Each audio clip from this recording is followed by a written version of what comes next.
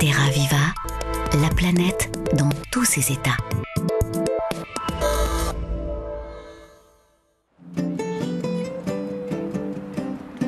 Voici l'un des potagers préférés de ce chef cuisinier atypique, la forêt où il aime à se promener pour la bonne cause, celle des produits locaux et traditionnels. Et il nous révèle même un de ses coins à champignons. So this, you can see, this is my mushroom plate.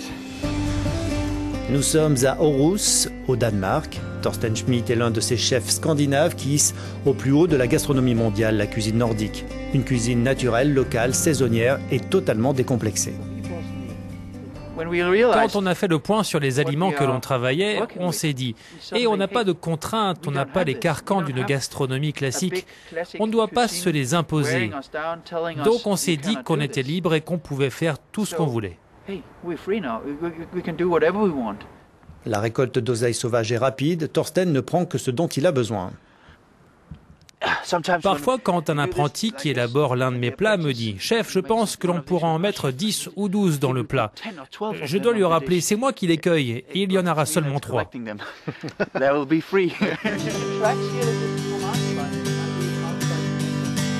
Il y a 2 ans, Thorsten et sa femme Rikke Malling s'installaient dans cette belle maison dans les environs d'Aarhus.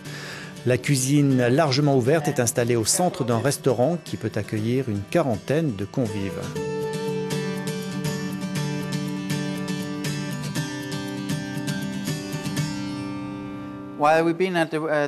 Comme on est allé dans les bois, restons sur ces sensations et intégrons-les au plat. Tout se passe là en quelques minutes de gestes assurés avec une base de boudin et de topinambour qui symbolisent la terre et les racines, mais aussi d'huile fumée au feu de bois et d'autres petits mystères.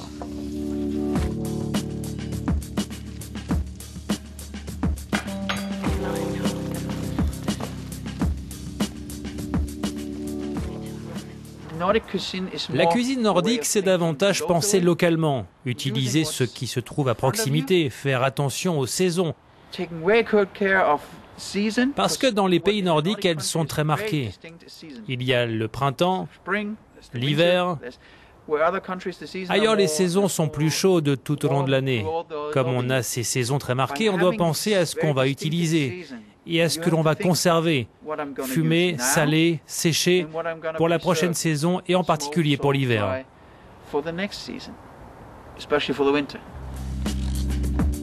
Et il restait à cette génération de chefs à trouver d'autres chemins, d'autres adaptations pour proposer une cuisine encore plus intégrée à son environnement. Au début, je faisais les sauces françaises classiques que j'avais apprises. C'est d'ailleurs ma formation, la cuisine française, allemande et danoise. Puis j'ai changé de point de vue. Je me suis demandé, ok, on utilise le vin rouge, mais que peut-on utiliser à la place?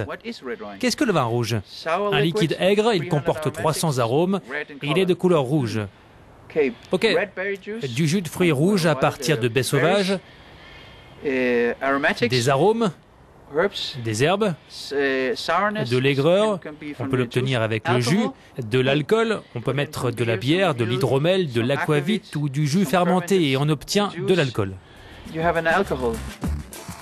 La roue tourne et viendra un jour où, comme la cuisine moléculaire, dont elle est pourtant la fille, la cuisine nordique ne sera plus à la mode, mais elle ancre le bon sens dans le quotidien et c'est bien là la volonté principale de ce jeune chef danois.